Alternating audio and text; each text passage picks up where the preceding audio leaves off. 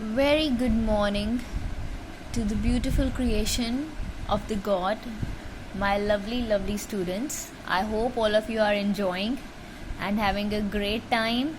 So beta, the chapter which we are going to start today, that is the upthrust in fluids, Archimedes principle and flotation.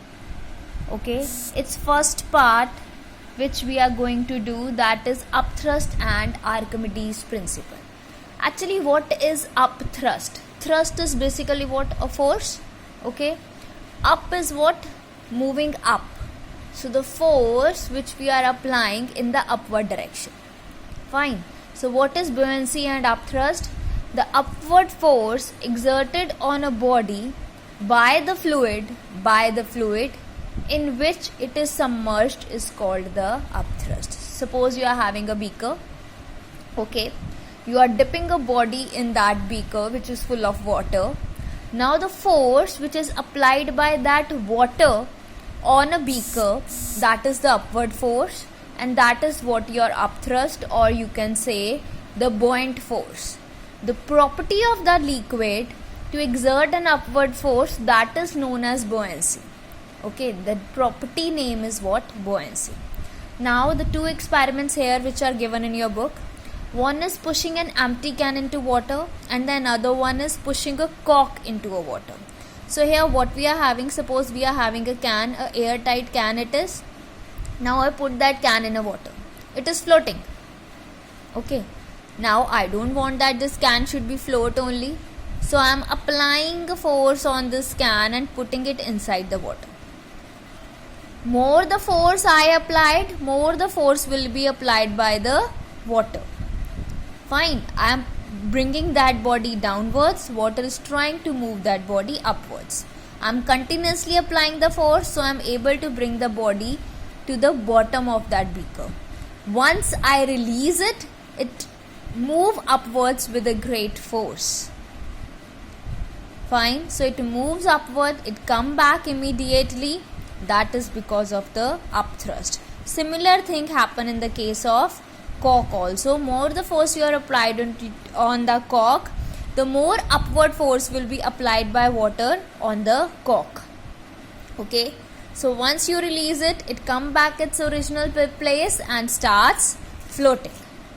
So the two examples. Now with these two examples, we will understand two terms, that what is FB and what is FB dash. That is very important. So actually basically there are what? Two forces. Okay, what are that two forces? See beta, this is our object.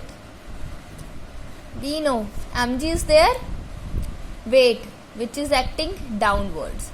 Now we are having a force which is acting upwards. Okay, so that upward force is what? FB.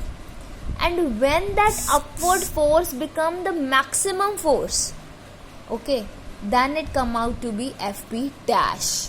So lots of confusion sometimes create between this FB and FB dash. Now what they are saying, now as the can or cork is pushed more and more inside the water, more and more you are pushing it inside the water, the upthrust FB exerted by water on it increases and it become maximum.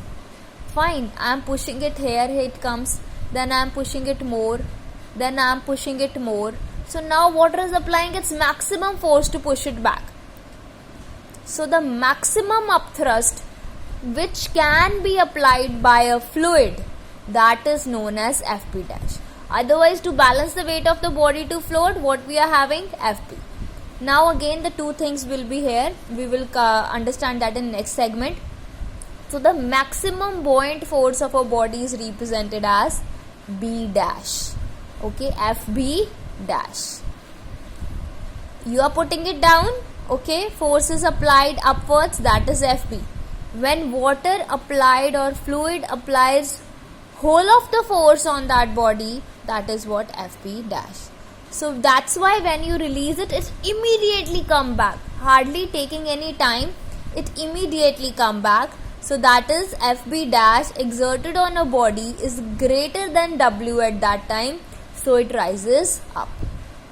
Okay, to keep the can or cork immersed An external downward force Fb dash minus W is needed to balance the net upward force. Now what is the net force acting on the body? See, there are two forces. One is in the upward direction, another one is in the downward direction. Now how much force acting on this body? Both are in opposite direction, so we will subtract one force from the another force.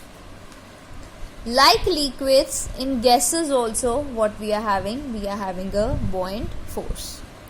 Now the conditions for body to float or sink in a fluid. See beta, here a figure is given. If you see this figure carefully, what is in this figure? That body is completely immersed in water. One, body is floating. Second, the body is completely immersed in water. If the body is completely immersed in water, if the body is in water, so the maximum force upthrust is applied on it, it means. Otherwise, what happen actually, if I am having like this, and if this half of the body is immersed in water, it means this half portion is sufficient to balance the Fp dash. Dekho, if I am having 500 rupees, fine, and I want to buy something. If I can buy that thing in 250 rupees, I will not spend 500 rupees on that. Similar way, if it can balance the weight of the body with the 2 Newton of the force, why should it apply its maximum force? So here we are having what? Fb, and here now body is completely immersed in water, so here we are having what? Fb dash. Okay, that's what's written here. So we are having Fb dash, the maximum upthrust. So this is the basic rule, you can say. If Fb dash is greater than W, okay, Fb dash is greater than W, it means how much force is required? That Fb is equal to W. ठीक है, उसे कम लगानी थी, कम force लगाई, that W is equal to Fb. So the body is partly immersed in water. Next is Fb dash is equal to W. The body will float, but in this case body is fully immersed in water. Next is Fb dash less than W. It means the body will what? Sink. The water, the fluid is not having that much sufficient amount of force that it can bring the body back. So the net force acting on the body downwards in this case will be what? W is greater, so W minus Fb dash. Now the body is sinking. Body is coming down. See, this is the body. Now body is sinking, body is coming down. This body is having some mass. It's moving, it's coming down, it will having some acceleration. So that m is equal to W minus Fb dash. So where acceleration become equal to W minus Fb dash upon m. So it's a force, so that is very much clear. The units it is having what? Newton or kilogram force. In next video we are going to study about, we will start from the characteristics.